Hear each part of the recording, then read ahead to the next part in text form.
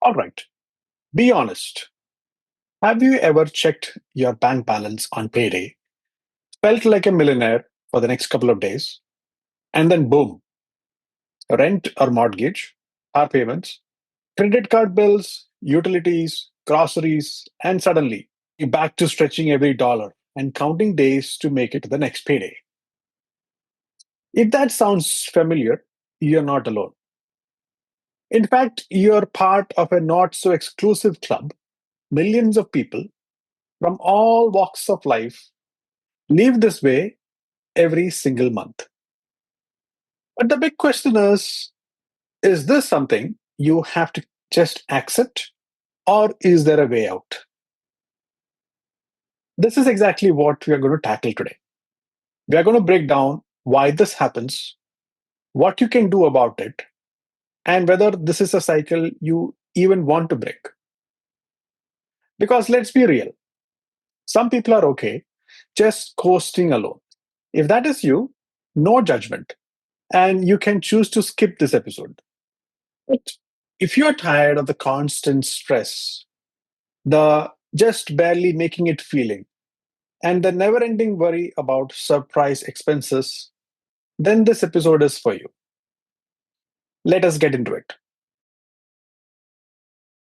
First off, let me address the myth that only low income earners struggle with this problem. Not true at all, unfortunately. High earners live paycheck to paycheck too. It just looks different. Instead of stressing over rent and groceries, they might be stressing over mortgage payments on a $2 million home, luxury car leases, private school tuition, and credit card balances from treating themselves a little too often and too much. Over the years, I've worked with households making upwards of $300,000 each year, and these high earners still do not have enough left at the end of the month because their expenses have grown in direct proportion to their income. Maybe their expenses are increasing even faster than their income. This is what we call as lifestyle creep, and it is sneaky in nature. You make more, and so you buy the nicer car, upgrade the house frequently, have multiple vacations each year. And before you know it, your bank balance is just as tight as it was when you made half as much. So, this just isn't a problem for one group of people. It is an issue that hits just about anyone. But that doesn't mean that the solution to this problem isn't similar. If you really intend to break out of this cycle, step one is figuring out why you are in it in the first place. And there are generally two big reasons. Firstly, your income simply isn't enough to cover your basic living expenses. And or you're spending too much in areas that do not actually need to be as high as they are. To figure out which category you fall into, or maybe both of them afflict you, you need to track your numbers.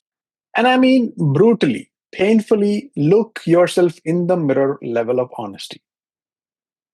Pull your bank and credit card statements for the last, say, 3 months and break it down. Figure out your fixed expenses. And this could be the nature of rent or mortgage, car payments, utilities, insurance, or anything that you make constantly each month, but for a given figure. Um, so how about variable expenses? Maybe it's groceries, dining out, gas, subscription, those late night Amazon impulse purchases. And how about savings or debt repayments? Are you actually saving, or does that always get postponed? Here's where it gets eye opening. Most people think they spend way less than they actually do in certain categories. You might feel like, oh, I only spend like $100 a month on this or that. But when you add up those things, maybe Starbucks or Tim Horton runs, it's actually close to maybe $300. Same with takeouts, streaming services, and other random shopping. Let us also talk about the income side of things. If your expenses are reasonable, but you still can't seem to get ahead, then the answer isn't cutting back. It's likely trying to earn more. And here is how. If you have been on your job for a while and you're doing good work, you might not be getting paid appropriately. A well prepared conversation with your boss could put in an extra $100 in your pocket each month. Be aware as to what your coworkers are making, and maybe there is a gap and you need to address that. Well, this may not be the most appropriate economic environment to have to discuss about a raise, but then at least investigate. Statistically speaking, people who change jobs every few years tend to see bigger salary increases than those who stay put forever. Corporations are okay giving a higher salary or income to new joiners while continuing to pay lower for existing employees. Whether it's freelancing, selling stuff online, tutoring, or driving for Uber, having an extra income stream can make a huge difference. But what if the option of boosting your income isn't an option at all right now?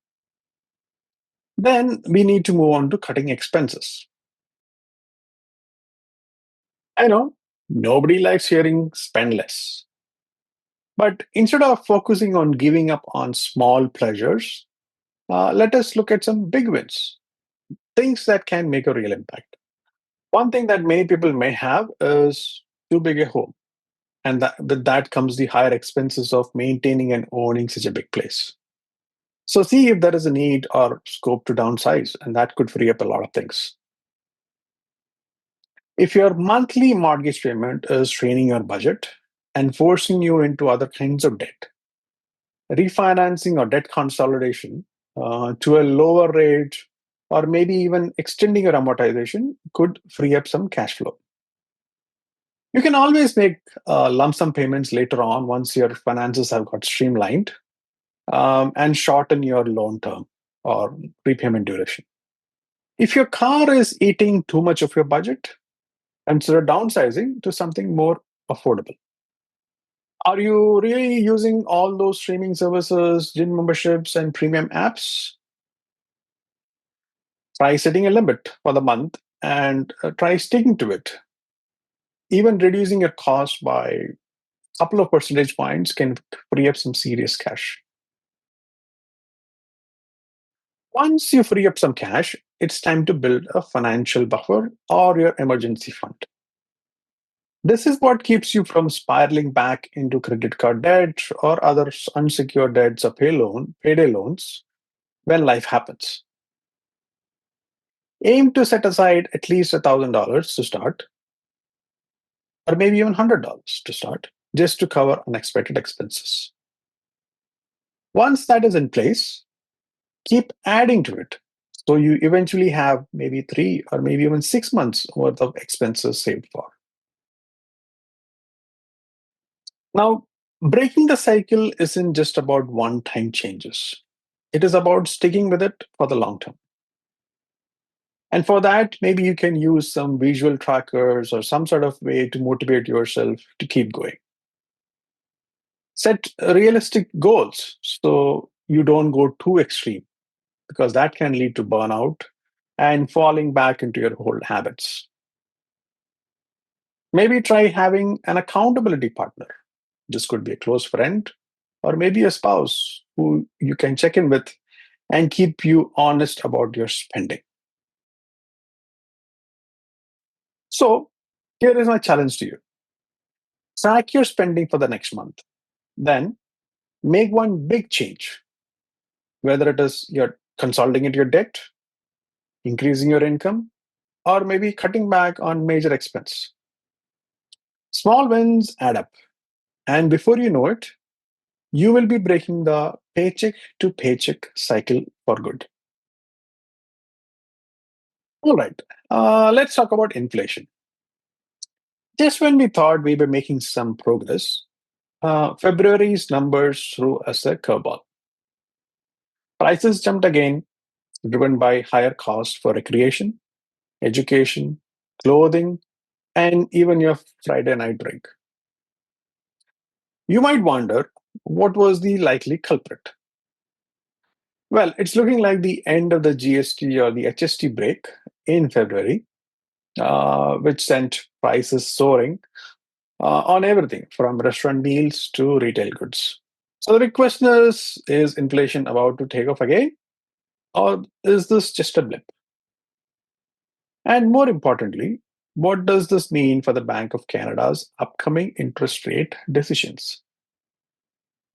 With our new Prime Minister Mark Carney's looming decision on carbon tax, the US Russia ceasefire talks impacting oil prices, and the US imposing fresh tariffs on the 2nd of April, there are a lot of moving pieces.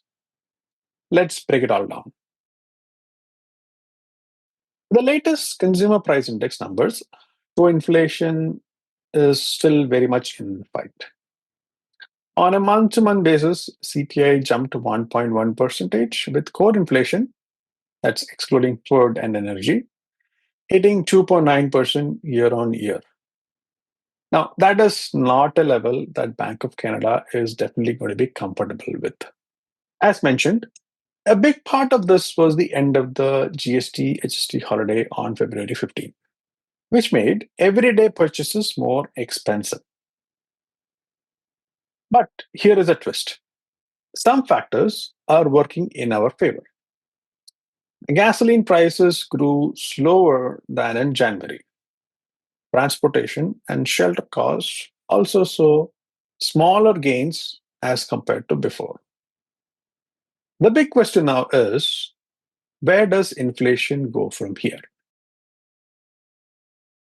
Now, Bank of Canada has been under tremendous pressure to cut interest rates. But the latest inflation figures complicate things.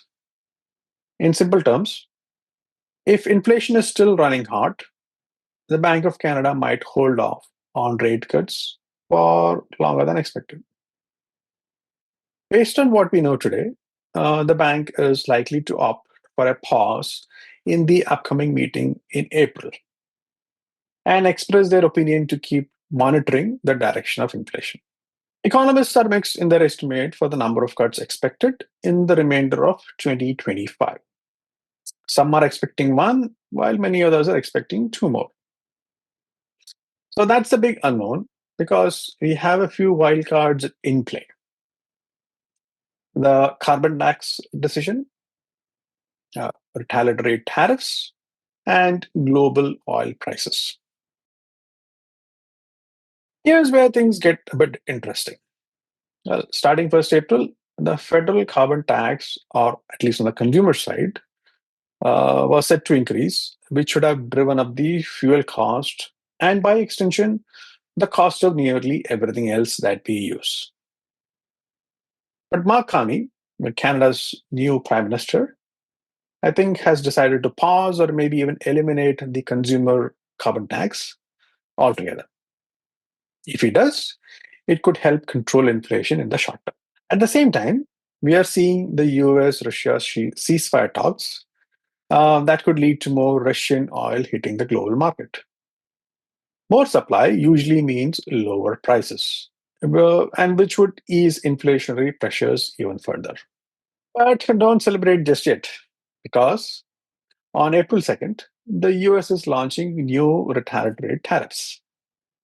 Now, these could push up costs on imported goods, adding fresh inflationary pressure if the Canadian government retaliates. And so we have conflicting forces at play.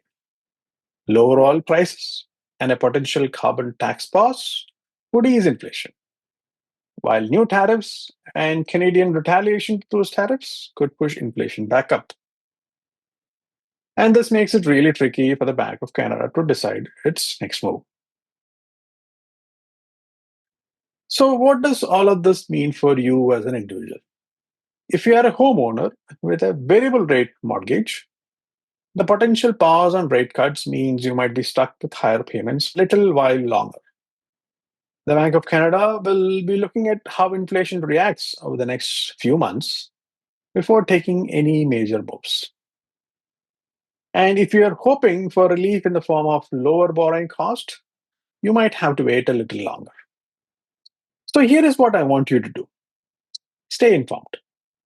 Inflation isn't just some abstract economic number. It affects your daily life, your mortgage, your savings, and your financial future. We at Getting Your Shit Together will be keeping a close watch on the Bank of Canada's next moves. And I will be back soon to break it all down. Until next time, stay sharp, stay informed, and keep your finances in check.